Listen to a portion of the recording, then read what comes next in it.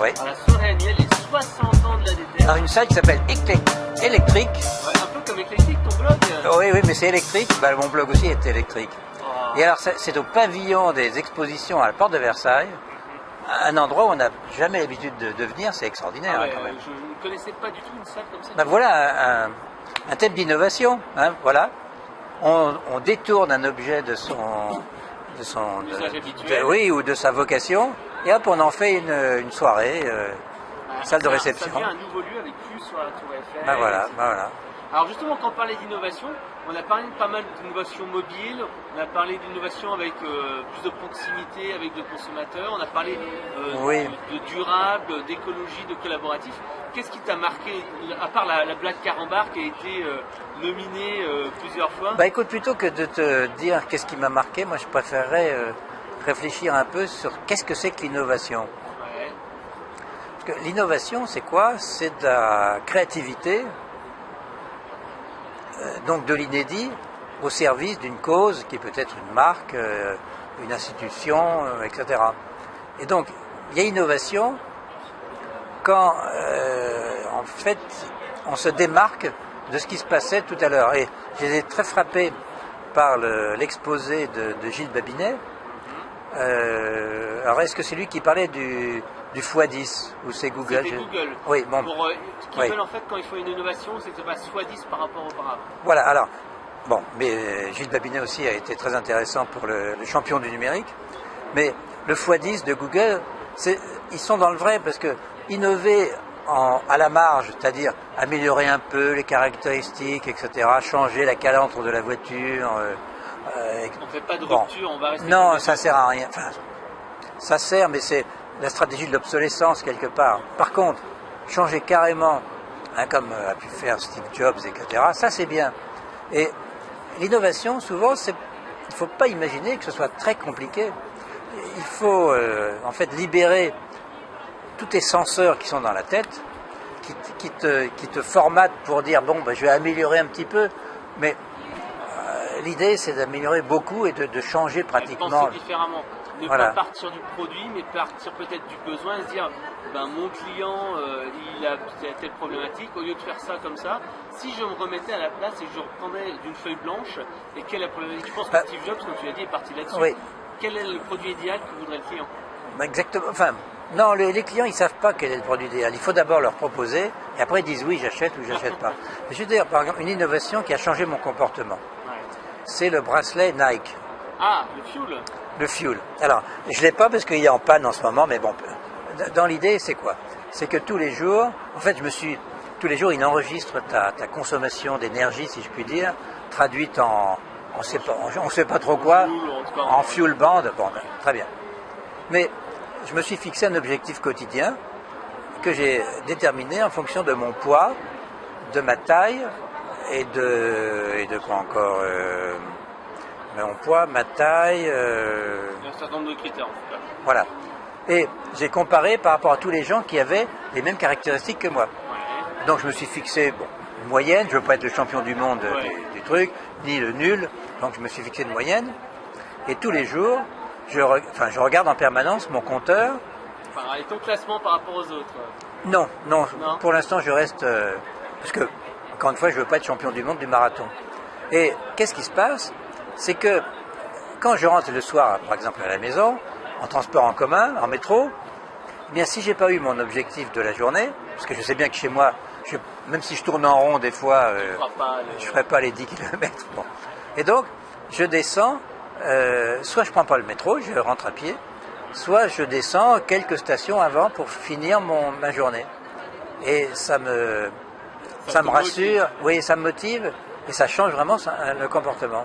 Est-ce qu'on n'arrive pas à deux éléments justement des évolutions qu'on va avoir bientôt? La première, c'est la gamification, c'est-à-dire s'amuser au lieu de faire quelque chose de manière un petit peu pénible, routinière, etc. Et une autre chose qui est en fait un petit peu le coaching et un petit peu le conseil, oui. Qui change un petit peu parce qu'on voit très bien à la télé, tous les gens maintenant ils ont des conseils de relooking, ils ont des conseils pour nettoyer chez eux, ils ont des conseils pour élever leur môme. Est-ce que les gens ne deviennent pas un peu des assistés là-dessus ou c'est un système de coaching? Est-ce qu'il y a un business? Pareil pour la gamification. Non, mais les objets connectés, en fait, souvent, enfin si l'objet est bien fait, c'est toi qui mets le curseur entre le contrôle total, c'est la machine qui va te dire fais ci, fais ça, fais ça. Moi quand je te parle de mon bracelet, c'est moi qui ai décidé, c'est pas la machine. La machine me dit simplement, quand j'ai atteint mon objectif, je ne sais pas si tu l'as vu, il y a une espèce de feu d'artifice de LED sur l'écran, et quelque part, c'est ta récompense de la journée. Bon. Mais l'innovation, c'est aussi des fois des choses complètement banales. Alors, je te parlais tout à l'heure d'une innovation modeste, mais enfin pour moi, j'étais très heureux d'avoir trouvé ça. C'est que il y a quelques jours, j'étais en train de faire un selfie. Alors d'abord, le selfie, c'est une innovation. Et pas une innovation, c'est simplement... Prendre des photos de soi-même, sauf que maintenant tout le monde a un appareil photo. Oui, et surtout, maintenant il y a un nom. C'est pas une photo que tu fais, c'est une photo de toi, un selfie. Bon. Et je me prenais en selfie avec des amis, et j'avais dans la main un goodies que j'avais pris dans un stand, dans un salon.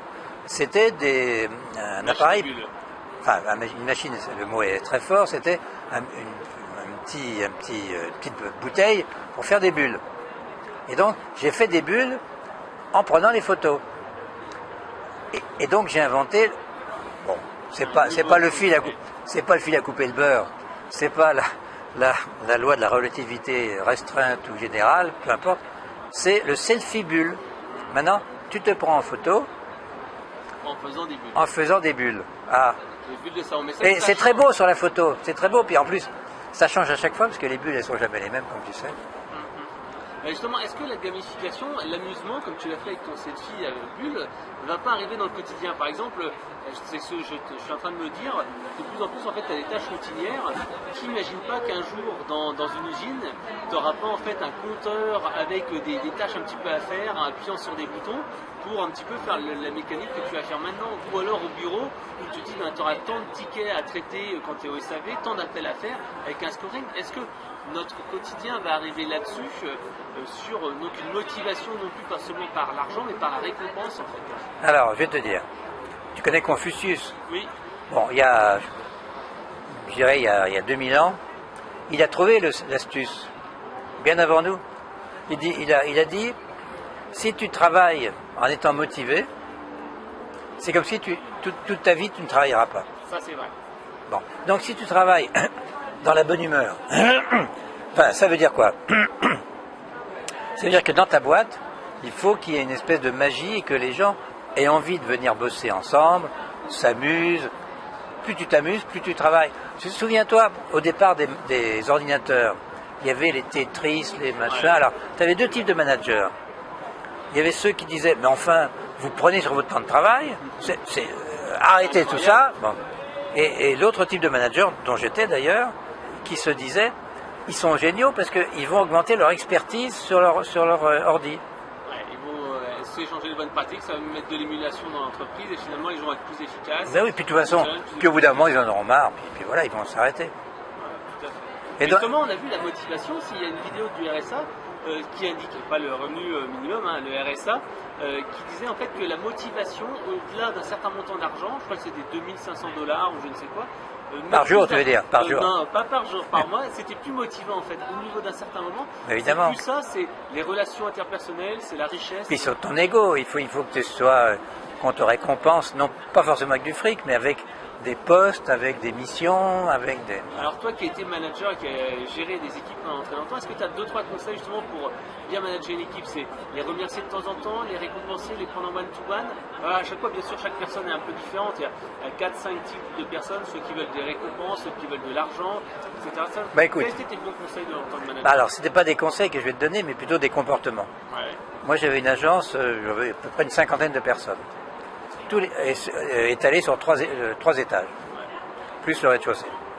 Donc tous les matins, je montais dans les escaliers, enfin j'allais voir chacun et je leur disais bonjour. Ça, c'est quelque chose de très important.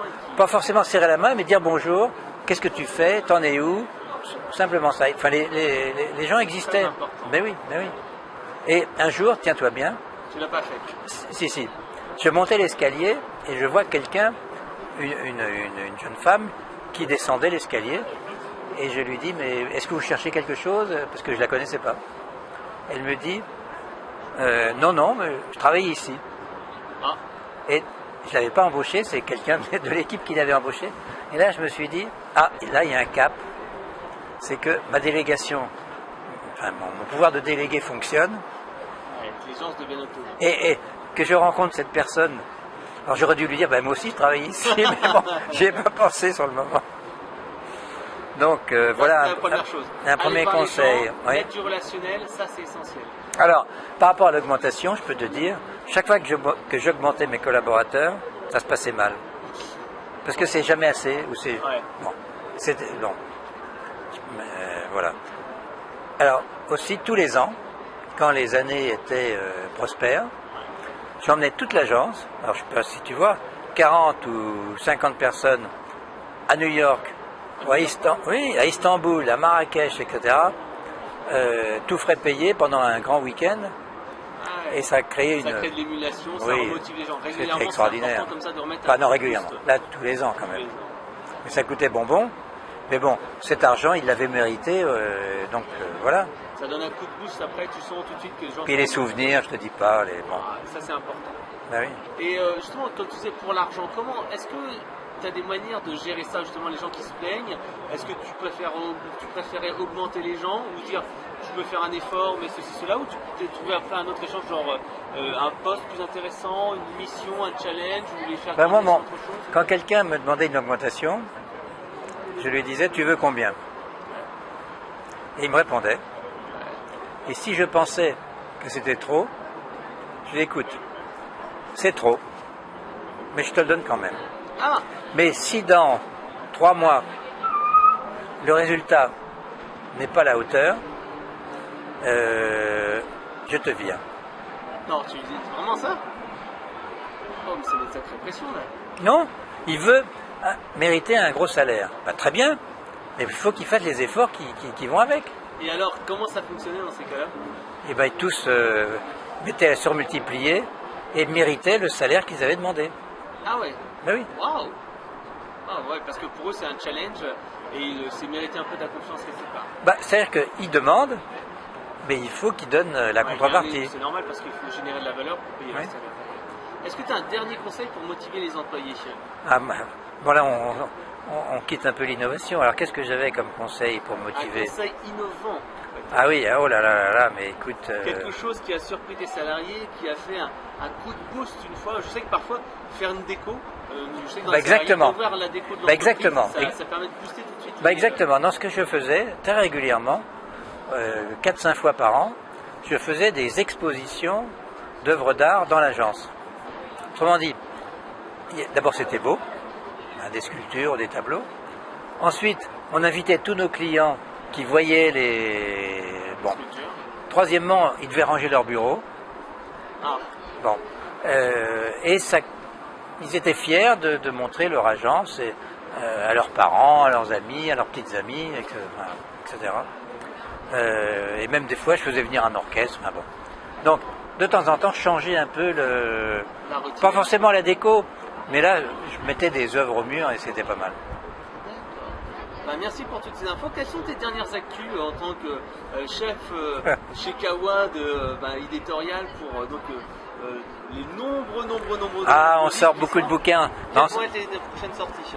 Alors en ce moment, il y a un bouquin extrêmement intéressant qui va s'appeler L'art du lien Ouais. dans nos vies d'aujourd'hui. C'est-à-dire que c'est un psy coach qui va expliquer comment ça se passe dans les liens entre personnes, dans la vie réelle et dans la vie sur Internet aussi.